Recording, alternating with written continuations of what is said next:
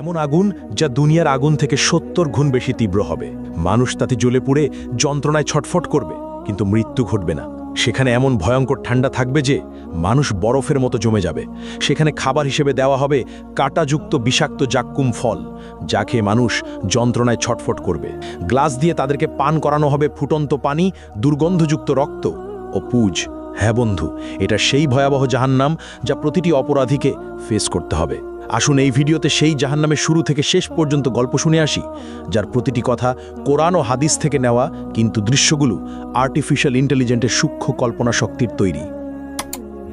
ইসরাফিল আলাইহিসসালাম প্রথমবারের মতো একটা দীর্ঘ গভীর শ্বাস নিলেন। তারপর ঠোঁট ছুঁয়ে দিলেন শিঙায়।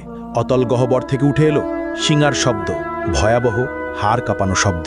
প্রথমে তাতে কেঁপে উঠল মক্কা আল মুকাররামা, তারপর সেই ঢেউ ছড়িয়ে পড়ল মদিনা আল মুনাওয়ারাতে, আবৃত করল মসজিদে নববীর প্রতিটি ইট, প্রতিটি স্তম্ভ। কাঁপল ইস্তাম্বুল, দুলে উঠল ঐতিহাসিক আয়া সোফিয়া। লন্ডনে থেমে গেল বিগ বেনের সময়।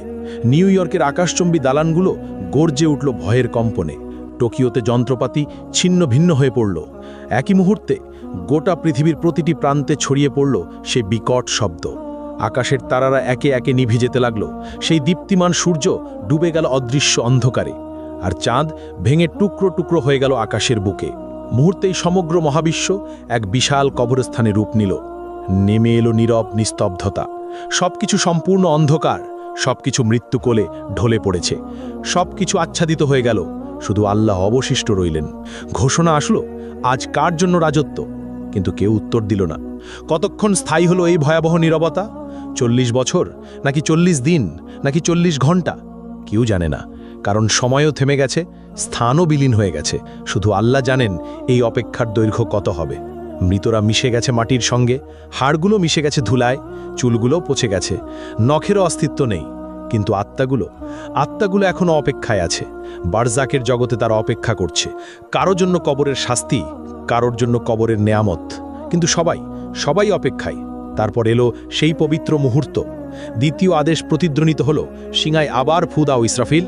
ফলে ইসরাফিল নিলেন দ্বিতীয়বার গভীর শ্বাস। কিন্তু এবার তা ভিন্ন, এবার তা জীবনের শ্বাস, এবার তা পুনরুত্থানের শ্বাস। ইসরাফিল দ্বিতীয়বারের মতো শিঙায় ফু দিলেন। শব্দ ছড়িয়ে গেল সর্বত্র।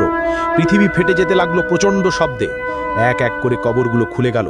ভেতর থেকে উঠল হাত, তারপর বাহু, তারপর মাথা। হাড়গুলো এক একে জোড়া লাগলো। মাংস জুড়ে গেল হাড়ের সঙ্গে, চুল গজিয়ে উঠল মাথায়।